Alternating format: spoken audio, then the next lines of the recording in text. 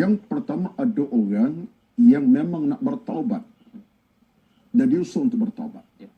Ada orang yang tak nak bertaubat dan tak usaha untuk bertaubat. Ini dua kelompok manusia. Yang berusaha, yang gigih nak, tetapi Allah takdirkannya meninggal.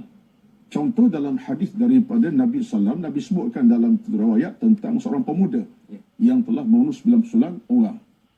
Cerita panjang. Akhirnya, tengok bagaimana perasaannya, kecekalan hatinya, jiwanya untuk bertaubat setelah dibunuh orang ramai sangat. Dia cari orang yang beriman dan berilmu. Jadi sahih. Sampai peringkat, akhirnya, setelah bertemu orang salih, diminta dia pergi satu kawasan kampung yang lain, kampung baru yang mana orang belah situ orang baik-baik. Perjalanannya, tak sampai di tengah jalan, dia berjalan belum sampai pun dia telah mati. Tak sampai lokasi lagi, meninggal dalam suasana ada hasrat. Dianggap dia sebagai ahli syurga oleh Allah Azza wa Jalla. Jadi soalnya sekarang kita, ada orang yang jenisnya tak nak bertaubat. Aku tak tahu taubat ni apa benda. Aku muda lagi contohnya. Jadi macam orang degil. Satu orang macam ni dimasuk dalam kerangka orang-orang yang zalim. Sebab Allah berfirman dalam satu ayat, وَمَنْ لَمْ يَتُبْ فَأُولَٰئِكَ هُمُ الظَّالِمُونَ. Siapa yang tak nak bertaubat, dia adalah orang yang zalim. Zalim kepada siapa? Dia sendiri ya. Jadi soalnya kita sekarang di mana berada kita. Sebab itulah saya nak sebut tuan-tuan, dalam hidup kita niat kena ada. Niat apa? Niat salihatun, mana niat kita jadi orang baik. Kita manusia, tadi pun yakin dah ada muqaddimah, saya ingat tadi. Kita ni manusia, ada kekurangan, ada kelemahan, betul. Kita bukan malaikat. Tak tahu saya kalau saya bercakap malaikat sekarang. Manusia. Jadi ada kesilapan tak? Kesilapan. Saya kena akui, ada kesilapan. Kekurangan, kelemahan, dosa. Hakim pun sama. Sama kita. Jadi dalam suara begitu, orang yang beriman, dia ada hasrat. Ya Allah, aku menyesali. Allah, aku ni hamba-Mu yang kerdil, yang hina. Aku nak bertaubat, ya Allah. Memang aku ni nak bertaubat, tapi aku ni lemah. Waktu Allah sebut Quran, Allah kata apa? Wa inni laghaffarun liman taba wa amana wa amila salih thumma tada. Daripada ayat surah Taha. Allah kata apa? Aku ni maha pengampun. Siapa yang nak keampun, aku beri, kata Allah. Aku beri kepadanya. Berarti kita tuan-tuan kena aturkan kehidupan beragama ini. Dan saya ingat kata-kata guru kami masa belajar dulu. Syekh, saya ingat lagi nama tu. Guru kita, Dr. Sa'ad Ahmad Sa'ad. Dia ni umur dekat-dekat masa tu dia mengajar saya umur 70 dah. Mana sekarang dah 30 tahun lebih, lebih kurang 100. Saya ingat dia pun dah tak ada, wallahualam dah. Mudah-mudahan Allah rahmatinya. Amin. Matanya cakaplah dia pakai spek tak bermana dalam sekitar ketebalan macam tu. Tahun 80, tahun 90, awal 80-an kan. Spek tak ada macam sekarang. Dia pernah sebut kepada kami. Dia kata apa? Dia kata taubat ini adalah nikmat Allah Azza wa Jalla. Siapa nak, Allah beri. Siapa tak nak, Allah tutup. Atau ada orang yang hidupnya kadang-kadang tak ada sebab taubat. Allah tutup kan? Tutup sampai kematinya tak bertaubat. Sebab apa? Niat tak ada. Kalau dia niat, dia kemauan, Allah akan buka satu lagi. Rezekinya ada. Jadi yang penting adalah jangan kita kata dalam bahasa mudahnya, kerana aku masih muda, tak apalah, tidak. Kerana soal mati dan soal kematian, tak pernah kenal yang tua, yang muda. Macam saya dengan Hakim sekarang. Saya lebih tua lah kan. Jadi, mungkin saya tak mati lagi. Dia Hakim pergi dulu. Boleh jadi. Besok mungkin saya ada lagi. Dia Hakim dah tak ada. Ataupun saya mungkin hidup lagi. Dah mati awal. Contohnya. Bila saya nak mati, dia kata orang saja. Soalnya, Allah Maha Kaya. Kehidupan beragama manusia lah bila merasa dirinya orang yang sebaik-baik manusia ataupun orang yang terbaik. Yang payah untuk dibentuk, dibimbing, ditegur, diajar. Ini antara satu pintu kemusnahan. Allah. Sebab dalam beragama tuan-tuan, tidak ada orang paling sempurna dan paling lengkap. Tak ada komplit, tak ada. Betul kesediaan kita untuk dididik, diperingatkan. Itu agama. So dalam Al-Quran, bila Allah sebut tentang orang yang gagal, ramai. Betul. Yang berjaya siapa? Kata Allah. وَتَوَاصَوْا بِالْحَقِّ وَتَوَاصَوْا بِالصَّبْرِ. Yang berjaya orang yang sedia berpesan-pesan dalam kesabaran, dalam kebaikan. Jadi kalau ada orang yang sifatnya rasa dia tak boleh tegur, tak perlu diberi peringatan, tak boleh sentuh, bukan sentuh fizikal, sikit cakap pun tak boleh. Ini kadang-kadang berlaku suami isteri, ya. Berlaku suami kata, I saya lah. Ya. Siapa you? Ya. Contohnya. Dia rasa dia, sehingga peringkat ni tuan tegur. Tuan-tuan, kita takut, kita bimbang. Orang macam ni, dia akan hilang dua perkara. Allah. Yang pertama, dia hilang pertimbangan dalam kerja kehidupannya. Pertimbangan agama akan hilang. Akhirnya dia rasa, bila ada orang tak, dia macam ni lah. Dua kan. Pertama, dia hilang agama, maksudnya, bila dia buat tu benda satu pekerjaan tertentu, salah, terang-terang salah, dosa. Tak boleh sama tegur. Dia akan hilang fokus, akhirnya dia akan tenggelam dalam kepalsuan hidup. Sedangkan Quran bagi tahu kepada kita, wa dzakir fa inna dzikra tanfa'ul mu'minin, dalam surah Az-Zariyat 26. Allah sebut, tolong beri peringatan. Kerana peringatan itu beri manfaat pada orang beriman. Jadi orang macam ni dia boleh tenggelam. Dia akan buat dosa, dia akan buat dosa. Itu yang kedua, yang pertama. Yang kedua, orang macam ni kita paling takut Allah tutup pintu keampunan baginya. Arti dengan sebab dia tak boleh terima kata-kata orang atau pendidikan orang, Allah tutup hati sampai peringkat bagaimana keadaannya. Dia meninggal dunia dalam keadaan tidak diberi keampunan oleh Allah Azza wa Jalla. Itu. Jadi ini bukan akhlak lah. Ini bukan akhlak orang beriman. Jadi kita nak kena lapang dada, kerana orang beriman, tuan-tuan, orang yang sentiasa berlapang dada. Sebab itulah kita dalam agama, tuan-tuan, saya tidak kata-kata Imam Nawawi, dia kata apa? Kalau kita sentiasa tahu yang kita ada kelemahan, kita akan tengok kelemahan kita pada orang. Saya semalam masuk ke dalam FB saya semalam, siapa yang tonton semalam, saya tulis, kita kena muhasabah diri kita. Sebab kita ni banyak kekurangan, kelemahan. Duk tengok orang salah, kita mungkin banyak kesilapan. Ini kata Imam Nawawi sebenarnya. Baik. Yang keduanya ialah tentang soal mengumpul kekayaan tadi. Puan Izara tadi, sehingga peringkat kerana bimbang anak nak tinggalkan, nak tak ramai, anak 10 orang contohnya. Lagi-lagi fikir nak tinggal terbanyak contohnya. Hatta bukan 10, 2 orang pun. Seperingkat keluar pagi. Kadang-kadang tak balik-balik malamnya. Kerana cari harta. Kita takut di atas sebab cari harta yang begitu rupa. Lalai hukum hakam agama. Satu, kita bimbang dia tak ada masa untuk beribadah kepada Allah Azza wa Jalla. Yang kedua, harta dicari itu harta yang haram. Demi untuk meraih segala-galanya. Dia pungut segalanya. Tak kira halal haram. Akhirnya, yang haram dikau. Ini yang kita paling takut. Kesan kepada hidupnya besar. Harta yang tinggalkan tidak berkat. Dan dia pun tak sempat bertaubat kepada Allah. Wal'iyadzubillah. Itu kita paling takut.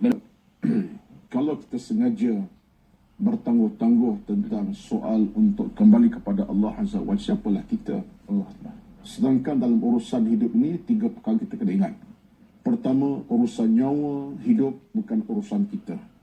Urusan Allah Azza wa Jalla. Kullu nafsin dha'iqatul maut. Tiap yang bernafas akan mati. Wa ma tadri nafsun bi ayyi ardin tamut. Kita tahu di bumi kita akan mati. Tak tahu di mana mati. Di rumah ke? Dalam saat sedang bercakap dalam ta'liu ke, di jalanan ke, di hospital, tak tahu. Pertama, soal nyawa bukan urusan kita. Kedua, rezeki kita juga tak tahu. Kita usaha betul, keluar pagi balik petang, dapat gaji bayar hutang. Contohnya. Cantik Ustaz. Usaha kita dengan gaji sekian, tapi tetap Allah yang maha berkuasa. Ada orang yang gigih bekerja malam siang sampai part time, overtime, habis time. Ya, tapi itulah. Tak kaya juga. Allah. Susah juga sebab urusan rezeki Allah. Kita kena ingatlah, makna sebab tu orang cari rezeki ni kena sentiasa rapat dengan Tuhan. Solat jaga, doa minta, istighfar banyakkan. Taubat dengan dia sebab apa? Rezeki ni Allah punya, bukan kita. Kalau kita pun tidak masalah. Kerja dapat. Tapi rupa tak begitu. Jadi yang pertama, nyawa bukan urusan kita. Rezeki kepada kita. Yang ketiganya, urusan kematian. Di saat kita mati, bukan urusan kita juga. Sebab bila kita meninggal dunia, kita akan masuk liang lahat. Macam mana liang lahat kita?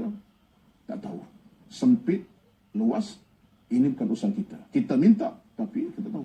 3 benda itu tolong jaga. Jadi kalau begitu keadaannya Puan Laila di Rosai Mata tadi, orang Sabah tu ya. Jadi maknanya, kita dalam keadaan begitu, jangan kita ambil sikap, orang kata, itu dia ada Kelantan punya istilah, dia panggil makna. Sifat makna. Cuba tulis. Tak boleh tulis. Makna, cuba tulis. Makna ni sifat. Ini orang Kelantan senyum tu, ramai senyum tu. Ya. Mak ngam Ustaz. Mangah. Jenis yang jenis buat tak tahu. Buat tak tahu. Buat tak kisah. Jangan macam tu.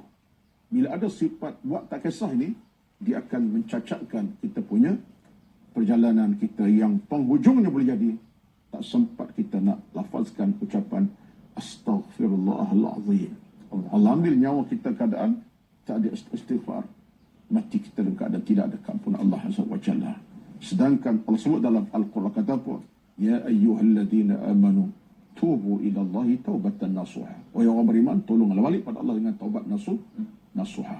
Itulah jawapan kepada soalan Puan Laila tadi. Allah Maha Kaya.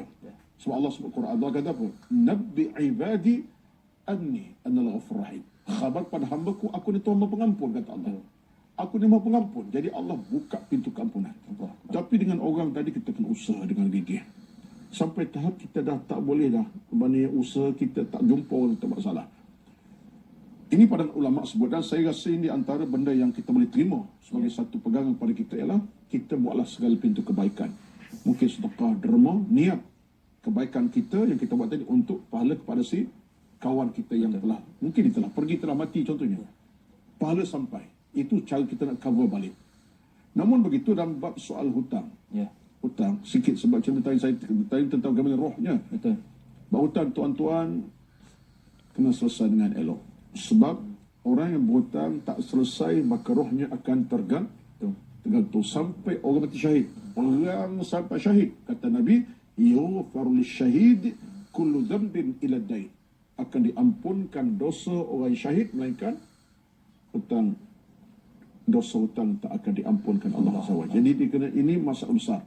Jadi saya rasa sebagai rumusannya kepada Syekh Ramli tadi, ia suatu usaha kita lakukan, dosa orang ni amat terbeban. Batulah jangan cari pasal dengan orang. Kaedah sahaja agama mudah. Sebab kaedah dia bawakan oleh Imam Nawawi, dia kata apa? Dalam hidup, carilah orang yang kita cintai, bukan musuhi. Allah. Ramaikan kawan, kecilkan musuh. Bila kita hidup, kecilkan musuh, ramai kawan, selamatlah kita. Betul. Yang tak selamat, ramai musuh, kawan tak ramai. Bila musuh ramai itu nak tipu, nak macam-macam. Akhir kita akan terbeban. Kehidupan kita terbeban, kematian kita pun mungkin tak sempat minta ampun pada Allah dan tak sempat minta dengan orang. Ini kita paling takut. Yang pertama, apa langkah utama jika mahu kita bertobat tanpa kita menangguhkannya? Yang pertama sekali ialah, ini saya mengambil daripada kata-kata Imam Al-Ghazali rahimahullah. Dia kata apa? Persoalan kita dengan kematian itu yang paling utama. Sebab apa? Sebab mati adalah satu hakikat kita kena terima, menutup segala-galanya. Dia bila mati ni, tutuplah segala pintu. Pintu pekerjaan, pintu harta, pintu cinta sayang kasih, pintu keluarga. Tutuplah. Sesak kita sayang pada keluarga. Bila mati, habis. Terputuslah cinta dengan isteri, Allah dengan anak-anak yang ramai. Harta kita miliki habis. Termasuklah kita dengan ibadat. Bila dah mati, subuh pun tak ada lah. Zuhur pun tak ada, Jumaat tak ada lah. Tak ada apa dah. Jadi sebab itulah dalam hubungan ini, kata Imam Al-Ghazali, letaklah kematian sebagai satu tanda aras yang utama. Sebab apa? Sebab kematian penutup segala-galanya. Jadi kalau kita ingatkan mati sepanjang masa, maka untungnya kita akan cepat bertaubat. Saya ingat kata-kata Ali radhiyallahu, Ali pernah dia kata, manusia ini hanya sedar bila dah mati. Kata Ali, manusia dah sedar bila sedar. Bila dia sedar, dia mati bila sedar.